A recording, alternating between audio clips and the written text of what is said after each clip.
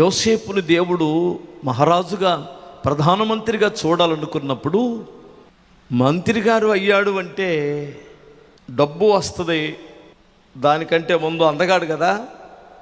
చెలికత్తెలు కూడా చాలామంది ఉంటారు. దానికి ముందు ఒక పరీక్ష వచ్చింది. పోతీఫరు భార్య తన చేయి పట్టుకుందట.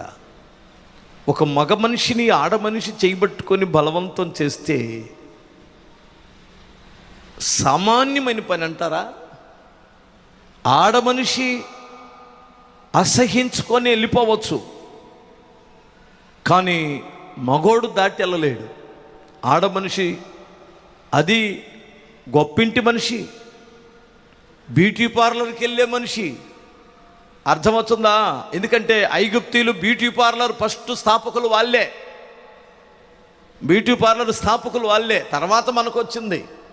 అంత అందగత్తి వచ్చి చేయబట్టుకుంటే తప్పించుకోవడం అంత తేలికైన పని కాదు. ఇక్కడ చాలామంది యోసేపులు ఉండొచ్చు, అవునా? యోసేపులా, సంసోన్లా?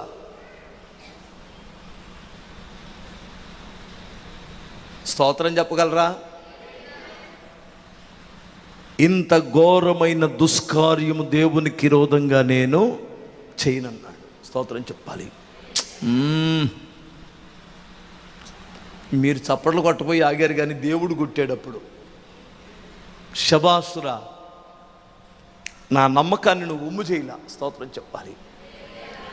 నా నమ్మకాన్ని నువ్వు ఉమ్ము చేయలా, నువ్వు ప్రధాని అవుతావు అని దేవుడు అప్పుడే నిర్ణయించుకున్నాడు. ఎప్పుడైతే ఆమె కోరికని కాదన్నాడో శోధన వచ్చేసింది. ఎంత ఆనాడే కాదు, ఈనాడు కూడా జరుగుతున్నాయి.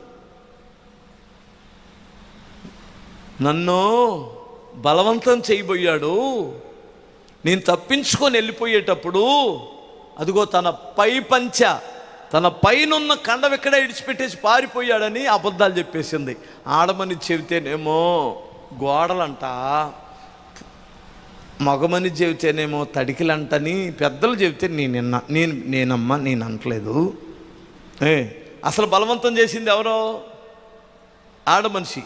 బలవంతం చేయబోయాడు అని చెప్పింది ఎవరో? యోసేపు ఎంత తెలివైనటువంటి వాడంటే, ఇక్కడ మనం ఏది చెప్పినా వినరో, అనుభవించితే తప్ప మౌనంగా ఉన్నాడు. నేను నోరు తెరిచానో వాళ్ళ సంసారం పోయిద్ది. నేను దేవుని నమ్ముకున్న బిడ్డని, నేను శిక్షను అనుభవించాలి తప్ప నోరు తెరిచి ఇతరుల కుటుంబాలను పాడు చేయకూడదు అనుకొని 2 సంవత్సరాలు జైల్లో ఉన్నాడు అతడు. కానీ ఆ తగ్గింపు, ఆ ఓర్పు నుండి కూడా దేవుడు, అది ఒక పెద్ద ప్రణాళిక. జైల్లోనికి పానదాయకుడు, భక్ష్యకారులు ఇద్దరిని పంపించి వారికి కలలిచ్చి, కలల అర్థం చెప్పేటట్లు జ్ఞానం ఇచ్చి, జైలు నుండి డైరెక్ట్గా సింహాసనానికి తీసుకెళ్ళాడు దేవుడు. స్తోత్రం చెప్పగలరా? ఇంకెవడ రికమెండేషన్ లేదు. ప్రియులారా, మీరు అసాధ్యం అనుకున్న వాటిని దేవుడు సాధ్యపరిచే ముందు పరీక్షలు వస్తాయి. దీనికి పరిశుద్ధత చాలా ముఖ్యం. పరిశుద్ధత, పరిశుద్ధత, పరిశుద్ధత చాలా ముఖ్యం. నీ పరిశుద్ధతకు పరీక్షలు వస్తాయి. నువ్వెక్కడ, స్త్రీలకు కూడా రావచ్చు. నీ పరిశుద్ధతకు పరీక్ష స్త్రీలకు కూడా రావచ్చు. నువ్వే ఆఫీసులో పని చేస్తున్నావో, ఏ ఆఫీసులో పని చేస్తున్నావో, ఏ ప్రాంతంలో పని చేస్తున్నావో, జాగ్రత్త, జాగ్రత్త, జాగ్రత్త. నీ మెతక బుద్ధికి, నీ బుద్ధిహీనతకు పరీక్షలు వస్తాయి. అక్కడ నేను దేవుని బిడ్డనని, పరిశుద్ధుని దేవుని నమ్ముకున్నానని నువ్వు కానీ నీ దేవుడిని అక్కడ గనపరచగలిగితే, ఎవరైతే నీ మీద కన్నేశారో వారే రక్షింపబడతారు. స్తోత్రం చెప్పాలి. వారే అనేకులకు చెబుతారు. ఓడిపోవద్దు, అపవిత్రత చేతిలో ఓడిపోవద్దు, అపవిత్రత చేతిలో ఓడిపోవద్దు. ఆ తర్వాత నీ ఆశీర్వాదం ఆగిపోయింది అక్కడే. నువ్వు అక్కడ నెగ్గు, అక్కడ సక్సెస్ అవ్వు. దేవుడు నిన్ను పైకి తీసుకొని వస్తాడు. ఏమంటారు మీరు? అమ్మ, చెల్లెళ్ళ వైపే చూసి చెబుతున్నాడు, నేను స్త్రీల వైపే చూసి చెబుతున్నాను ఏమన్నా అనుకుంటున్నారా? హల్లెలూయా చెప్పగలరా? మీకే ఎక్కువ శోధనలు వస్తాయి. మేమైనా బయటికి చెప్పుకోగలం, ఇంటికి వచ్చి భార్యతోనే చెబుతాం. సామాన్యంగా రాదు, అంత ఛాన్స్ ఎవరు? వీళ్ళే ఎగబడుతుంటారు.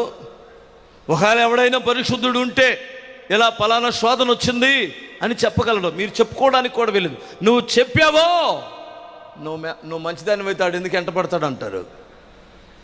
అవునా కాదా? నువ్వేం చేసావో ఆడు ఎంటపడ్డాడు అంటారు.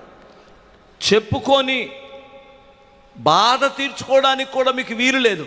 కానీ మీ దేవుడితో చెప్పండి, మీ దేవుని పాదాల దగ్గర మీరు నీతి కలిగి బ్రతకండి, దేవుడు అక్కడ నిన్ను పైకి లేపుతాడు. స్తోత్రం చెప్పగలరా? పరిశుద్ధత విషయంలో నెగ్గండి.